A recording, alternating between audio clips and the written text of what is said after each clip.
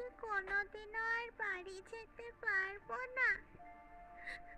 তুই চিন্তা করিস না বোন, আমাদের ঠিক মুক্ত করবে। হ্যালো দর্শক বন্ধুরা, এনটি পাবলিশার চ্যানেলে তোমাদের সকলকে স্বাগত জানাই। আমি গুনগুন। আমি আবার তোমাদের জন্য একটা নতুন রূপকথার গল্প নিয়ে চলে এসেছি। চলো তাহলে শুরু করা যাক। আজকের গল্প পানের প্রদীপ।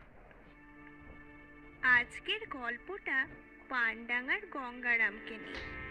বয়সে বড় হলেও মনটা ছিল খুব সরল ও নিষ্পাপ।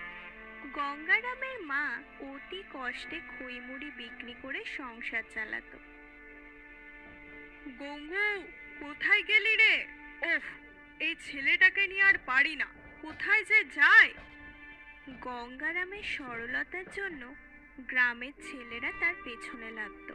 ও মা, দেখো ওরা আমাকে খেপাচ্ছে।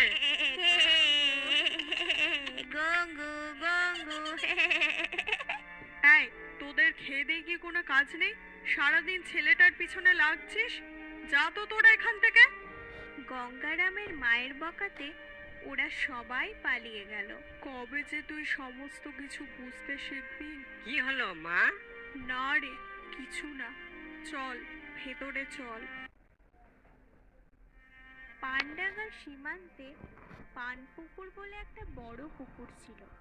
সেখানে ছিল একটা পানের বরজ, কিন্তু গ্রামের কেউ সেখানে যেত না, কারণ সেই পানের বরজ একটা ভয়ানক রাক্ষসী পাহারা দিত।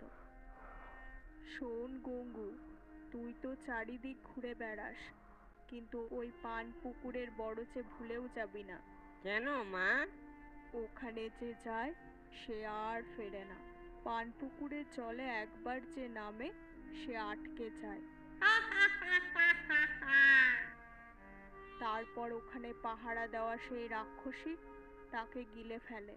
তুই কোনোদিনও ওখানে যাবি না। ঠিক আছে। কিন্তু একদিন মায়ের কাছ থেকে বকা খাওয়াতে গঙ্গারামের তো খুব রাগ হলো। মা, তুমিও আজ আমাকে বকলে? আমি থাকবো না, আমি চললাম। দাঁড়া বাবা, আমার কথাটা শোন। গঙ্গু, ঘাট হয়েছে আমার, আর আমি বকবো না, শোন। কিন্তু গঙ্গারাম কোনো কথা শুনলো না।